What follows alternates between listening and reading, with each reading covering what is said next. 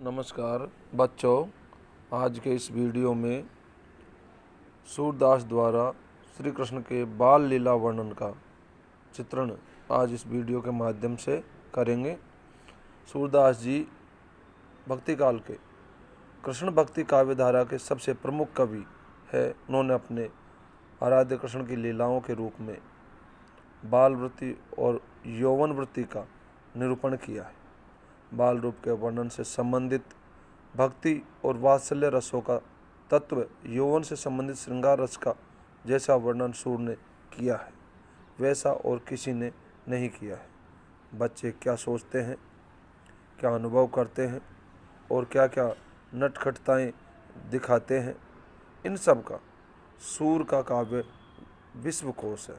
बच्चों की ऐसी कोई प्रवृत्ति या विशेषता नहीं छूटी जिसका वर्णन सूर के काव्य में न हुआ हो।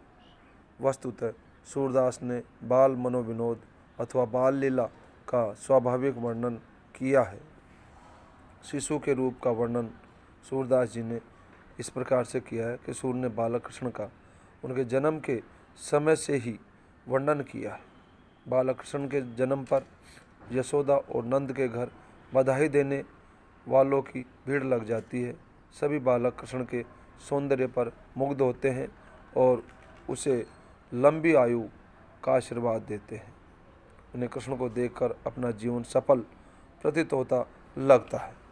आजु गृह नंद महर में बधाई, प्रातः समय मोहन मुख निरखत, कोटि चंद छवि पाई, मिली ब्रज नागरी मंगल गावती नंद भवन में आई। माता यशोदा अपने बालक को सब प्रकार से सुख पहुंचाने का ध्यान रखती है। वह उसे पालने में झुलाती है तो कभी तो बालक अपने पलक बंद कर लेता है और कभी होठ फड़काने लगता है। बाल सौंदर्य बच्चों में प्राकृतिक रूप से ही एक विशेष सौंदर्य होता है जो बरबस ही बड़ों का मन आकृष्ट कर लेता है। बच्चों के अंग कोमल चिकने होते हैं। उनकी अस्त व्यस्त वेशभूषा भी उनके सौंदर्य को ही बढ़ाती है। इसी आकर्षण के कारण गोपिकाएं आदि भी बालकृष्ण की छवि को देखकर आनंद मग्न होती है। जैसे शोभित कर नवनीत लिए, गुटरुन चलत रेणुन तनु मंडित, मुख दधि लेप गए। स्पर्धा भाव, बच्चों में एक दूसरे से आगे रहने का भाव रहता है। बालक कृष्ण बलराम की चोटी को लंबी और अपनी चोटी को छोटी देखकर माँ से कहते हैं, मैया कबई बढ़ेगी चोटी, काचो दूध पियावत पची पची, देती न माखन रोटी, तू तो कहती बल की बेनी, जो है वे लंबी मोटी। झूठ बोलने का स्वभाव, बच्चे पहले तो कोई शरारत कर बैठते हैं, फिर दंड मिलने पर डर से झूठ बोल देते हैं।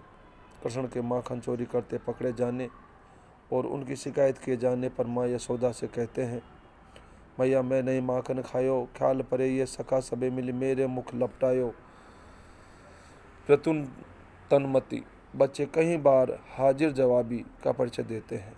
वे कभी तो दंडित होने से बचने के लिए, कभी यूं ही अपने चपल स्वभाव के कारण अपनी गलती को छिपा लेते हैं और सफाई मांगे जाने पर कुछ और ही उत्तर सोचकर कह देते हैं। बालक कृष्ण गोपियों के घर में घुसकर दधी मक्खन चोरी कर लेते हैं, कभी मटकी फोड़ देते थे।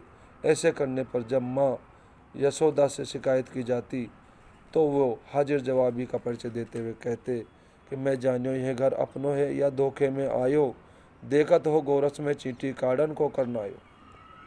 अनुकरण वृत्ति, बच्चे दूसरे बड़े बालकों को कुछ करता देखते हैं तो वे भी वैसा ही करने लगते हैं।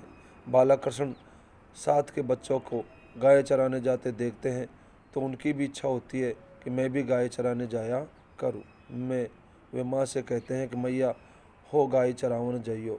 हट की प्रवृत्ति, बच्चों में जब किसी चीज़ को पाने की इच्छा होती है तो वह उसे प्राप्त करके ही संतोष करते हैं।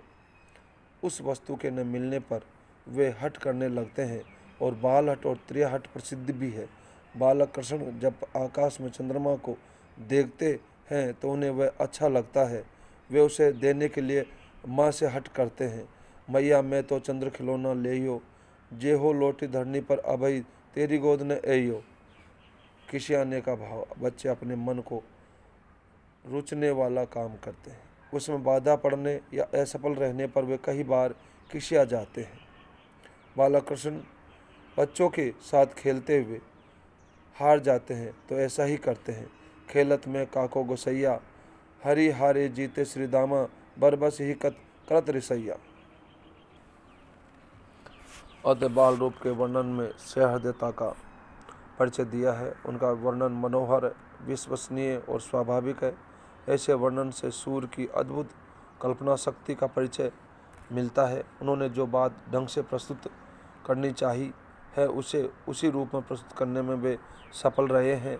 बाल लीलाओं का सूक्ष्म से सूक्ष्म अंकन करने में उनका वर्णन बाल स्वभाव एवं बाल मनोविज्ञान के अनुसार प्रतीत अति आकर्षक है। धन्यवाद।